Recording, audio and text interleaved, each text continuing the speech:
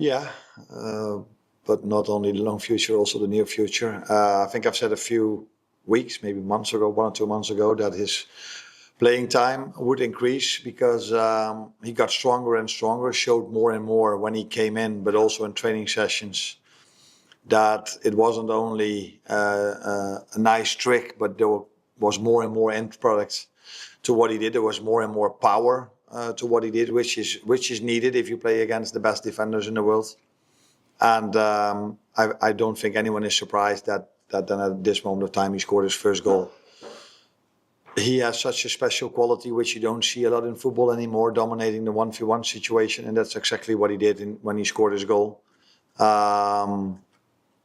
Making the ball free by twisting and turning and then hitting it in, like a Mo Salah finish, I would say, is something I'm not surprised to see, because in training sessions during the last month we saw more and more that he got more and more power to hit the ball, as powerful as he did today.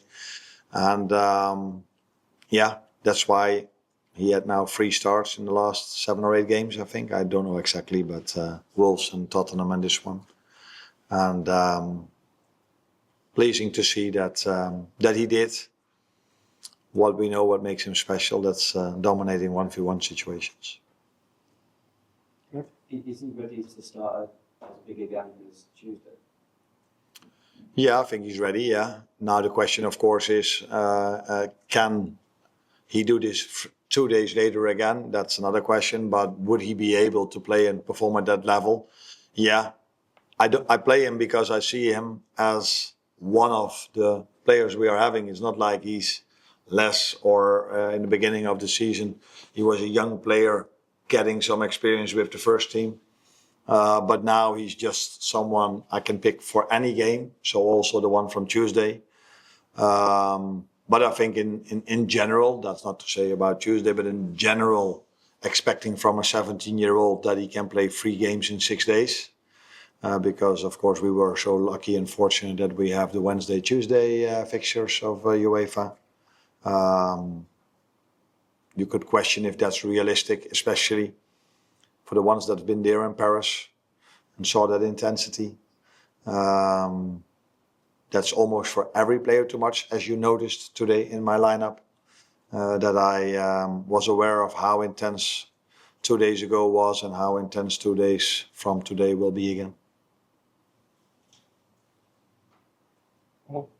Jack Curtis, what do we have to come off? I just said trying to be funny, although I don't know if it's funny, but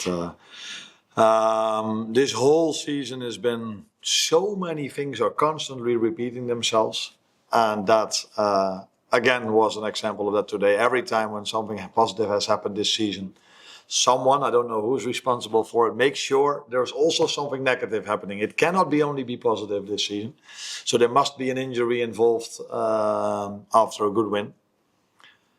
And that's why I had to take him off. I would be surprised if he's available for Tuesday. The good thing was he didn't feel it in the moment. He felt it coming. But since it's such a short turnaround, I really hope he's available. Because we need all the players that we have. But I would doubt it if that's going to happen. Is it Gordon? Yeah. Paul? You said earlier on the season that you missed that individual moment that changed the game in your favour. Yeah. That was probably a rare example of that in recent months.